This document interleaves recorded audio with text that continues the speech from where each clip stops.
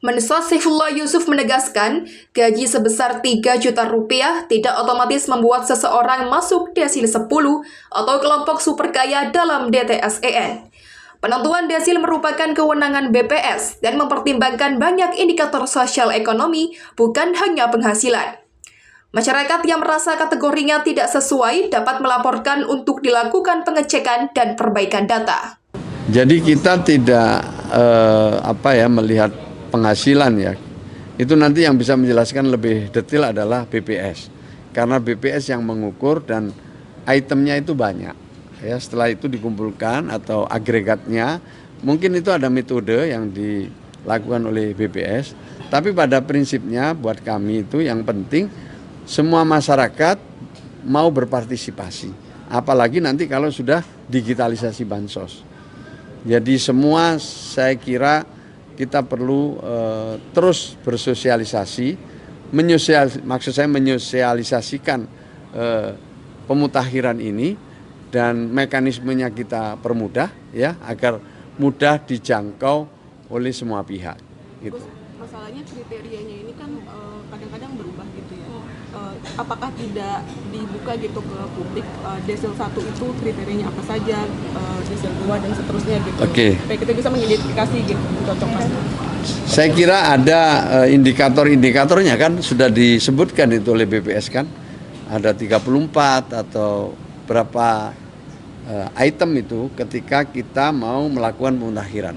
Jadi kita isi semua, di situ petunjuknya jelas.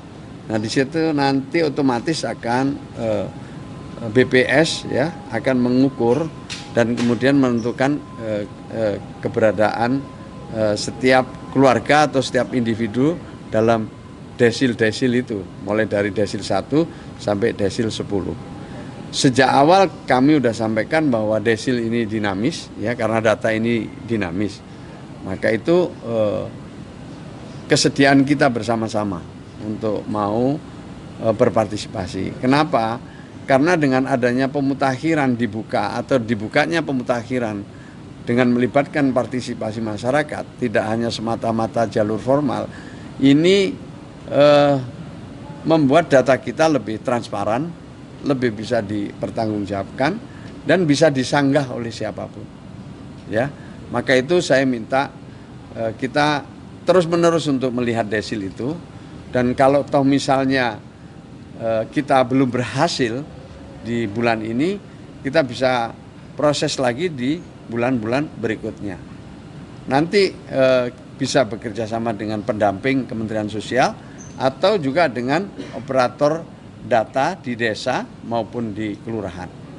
Jadi kalau ada komplain atau sanggahan, kita sungguh sangat terbuka dan mekanisme itu telah disiapkan untuk menyanggah dan mengusulkan.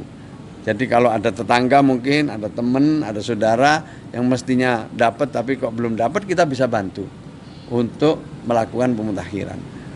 Begitu juga kalau kita melihat ada orang yang mestinya tidak berhak mendapatkan bansos, kita juga bisa menyanggah.